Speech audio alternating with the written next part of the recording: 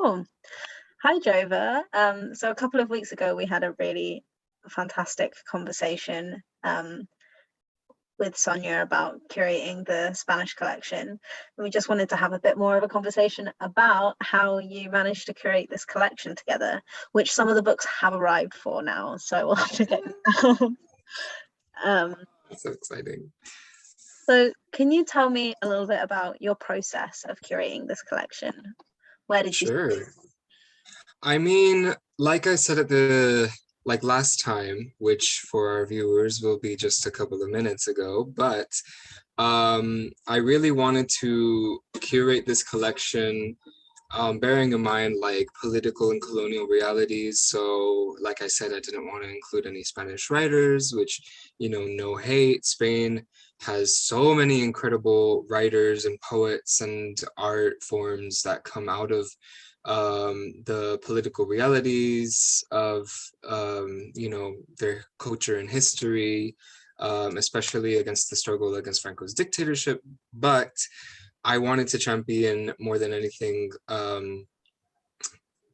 writers from colonial backgrounds in Spanish. So that equates to most of Latin America, save a couple of countries that don't actually speak Spanish, like Brazil or Suriname, as well as far as I know, the only other colonial country that does speak Spanish, which is Equatorial Guinea in Africa, which no one really talks about, which is a shame. But anyway, I really wanted to champion the political and colonial realities of Latin America and Equatorial Guinea, and really show the diversity of Spanish, which is really, it's what's dear to me. It's what I grew up with. It's my background, and in particular, I wanted to reflect my realities as a Latin American person, which are specifically as a queer trans person whose cultural identity or gender identity is really tied to my culture and my background, but also the other marginalized parts of Latin America that I don't belong to, which I do feel deserve a platform. So for example, First Nations and indigenous languages that are, shoved to the side, even though many of these languages have millions of speakers. And for, they're invisibilized on purpose because most people actually think that they're dying languages when they're not. They're thriving and alive. But also the realities of Afro-Latinx people, and the incredible culture that comes out of their communities and their struggle against colonialism, slavery, and racism in the modern era. I wanted to champion also, well, champion sounds a little pedantic, I'm championing, but I wanted to platform contemporary struggles of the political realities of Latin America, because while we have had as a continent a huge history of political struggle against dictatorships, against narco guerrilla, against modern imperialism from the US and its allies, as well as from the former Soviet Union. We are having a very tumultuous political time. We're living in a politically tumultuous era now. There were uprisings in Colombia, in Ecuador, in Chile, national strikes, which I think we could probably learn from. They were writing a new constitution in Chile. Bolivia underwent a coup, which was then overthrown by the people's movement, indigenous movements. So I think and on top of that, these movements are really led by the communities that I've been focusing on. So what are they called? Queer communities, feminist communities and collectives, indigenous and First Nations, amongst others, Afro-Latinx people, and cities and communities. So I really wanted to like reflect that, because, you know, we can all read, like I said, Pablo Neruda, we can read Gabriel Garcia Marquez, we can read Borges, we can read a bunch of people who don't actually reflect the modern realities of Latin America. But I want people to understand where we are at now, today, and the poetry that reflects that. So I really, that was my like criteria for forming the like the collection, which is a lot. It's a lot, but I think we got something really good out of it. And I'm glad, because it's not just any like generic collection of writing in Spanish. It has weight to it. At least that's what I feel, and I really resonate with the works that we've chosen. Yeah, it's having seen the list, it's a really personal collection to you, but I think that's what will make it speak to other people. And also we've managed to, you know, access writing that probably no one in the UK has tried to buy yet. You know, Yeah, they're quite hard to get hold of, and that just means that more people will be able to read it as well. So absolutely. I wanted to ask you, there are lots of people who are learning Spanish in the UK and lots of people who are Spanish speakers in the UK. What would you say to encourage them to come and engage with this particular collection as well as the more traditional Spanish poetry? Right. So, I mean, I say this as somebody who grew up bilingual, but who also has learned other languages. Like the culture, like, well, first, I think, and this is actually something that I've talked to, right, I'm gonna waffle a bit, but this is something I talked to the kids that I worked with in other tongue, because like, you know, a couple of weeks ago, I had the other tongue anthology launch, which was really great to be a part of, and I gave a workshop to a bunch of these kids, teenagers, young people who also spoke other languages. And one of the things I tried to touch on was the connection between language and culture. And I hope I did an all right job, but the point is, language and culture are really interconnected, and culture is political inherently. So when you're learning a language that isn't your own, you are gaining a window into a different culture. But that window can often be very narrow and distort realities that you may not be aware of as someone who isn't part of them, who didn't grow up with that sort of thing.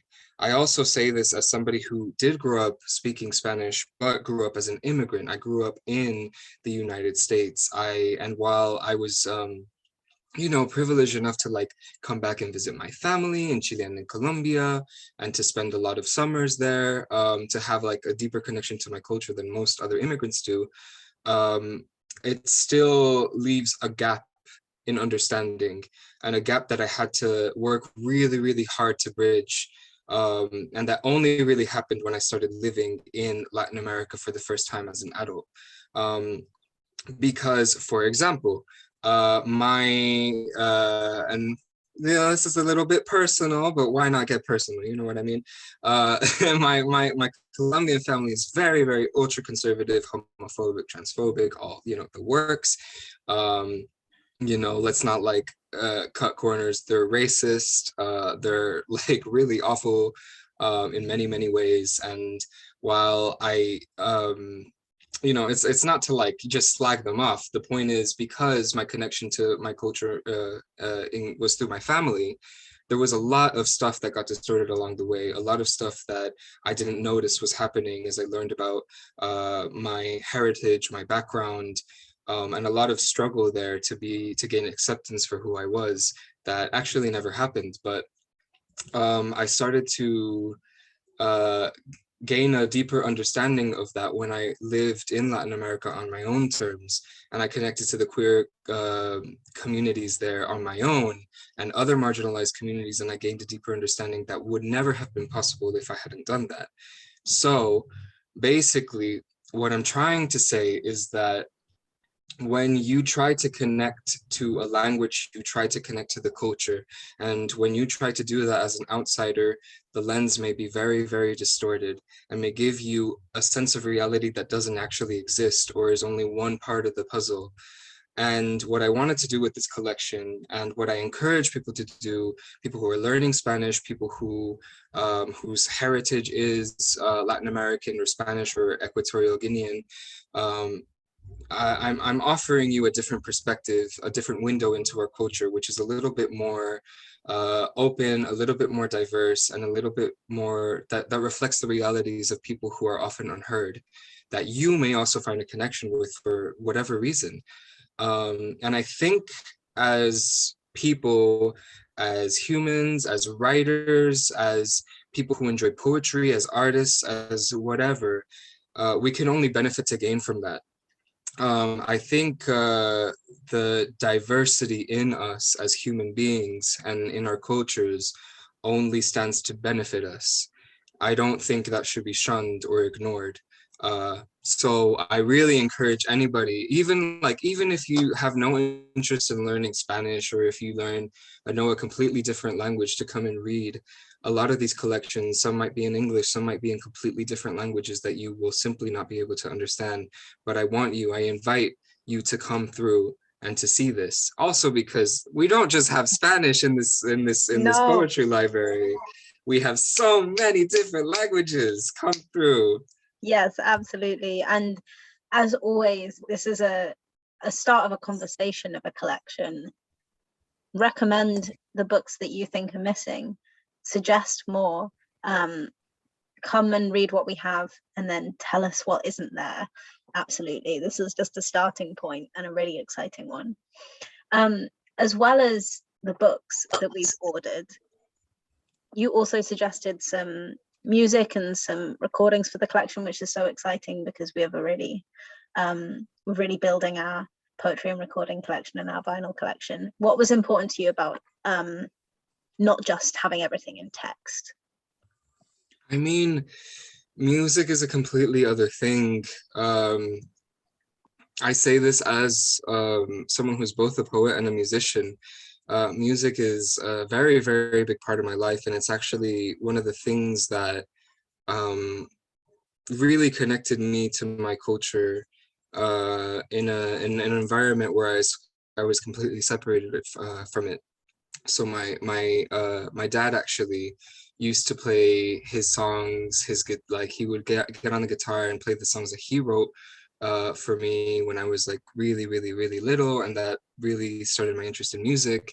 And he would show me the songs of his childhood or of his young adulthood, the songs that inspired him to keep fighting during the dictatorship, um, the songs that, he thought I would really like. And, when you're a kid, sometimes you're just kind of like, oh, this is boring. I want to go do something else.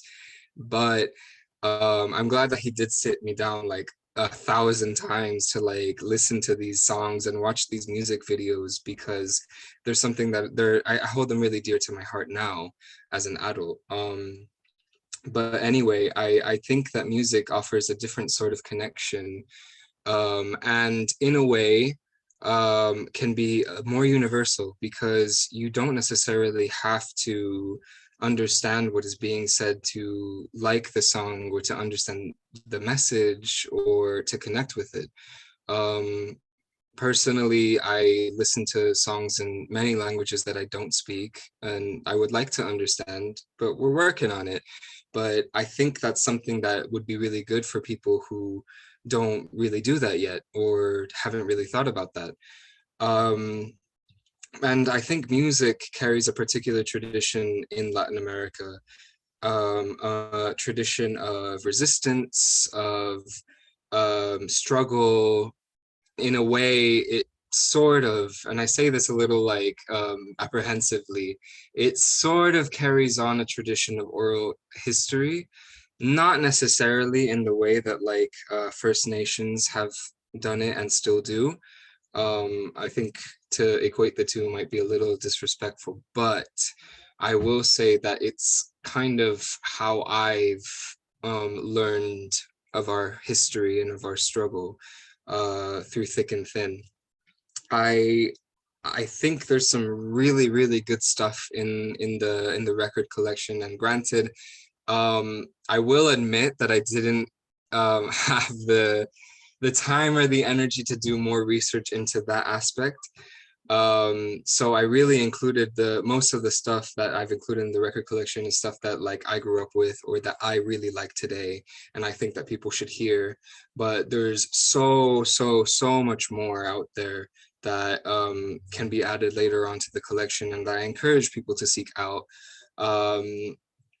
But yeah, I'm really excited for people to listen to that, because um, even if you have no idea what is being said, you can probably connect to one or two of these records if they just hit you like that. Yeah, absolutely. And it's such an experience to come in and listen in the library space as well. The records haven't quite arrived yet, but when they do, definitely come down. I'm gonna be there. And my final question is, why, when we were thinking about who you'd be in conversation with, why did this feel like such an important one to have as the kind of introduction to this connect with Sonia? Right. I mean, honestly, when we had this conversation, we just started like talking about this and started talking about, the launch event and what it would look like and having guests. My mind immediately thought of Sonia. And the reason is that, I mean, there's several reasons. I admire Sonia as a poet and as a community organizer. I think they're absolutely phenomenal and brilliant. I think the work is absolutely spot on and it really resonates with me. But I wanted to have a conversation with somebody who could shed a bit of light on the political realities of being a poet, of being a migrant, of being queer, and who fit into those sort of intersections. Really well. I suppose fit in isn't really the word I should be using. I guess kind of is just intersectional by existing, and I was very unapologetic about that. I wanted to have this conversation also for selfish matters, because I just really, like I said, I really admire them, and I wanted to have them on and to be able to introduce myself to them and just talk. But yeah, I think the realities of the Latinx diaspora also needed to be talked about, and maybe I haven't really mentioned it while answering your questions, but I think that's something that's important to me because I'm part of it, but it's also a huge chunk of the Latinx reality today. The struggles of migration are struggles of Latinx people, and in particular, they're struggles that might not always be visible in Latin America.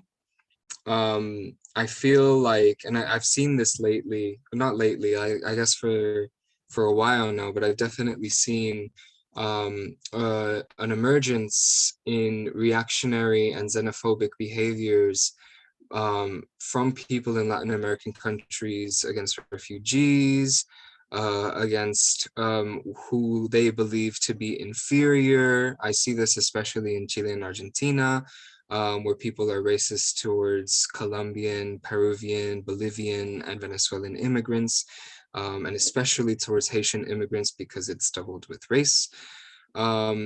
And I don't really fuck with that. I think that's absolutely awful because I myself am an immigrant. I come from mixed backgrounds. I've faced the xenophobia that a lot of people are facing in these countries. I faced the racism. I faced like a lot of things, and I want that to be front and center. I want that to be indivisible from like the Latinx experience. because it is for me, you know, I can't really uncouple the two. I hope I answered your question. I think you Yeah, absolutely did. I think it's cool. really, really clear. And I hope it's clear to everyone when you listen to this really beautiful conversation that you can't separate the books out from their personal histories and from the people. And you can't separate the culture from the language and the language from the culture.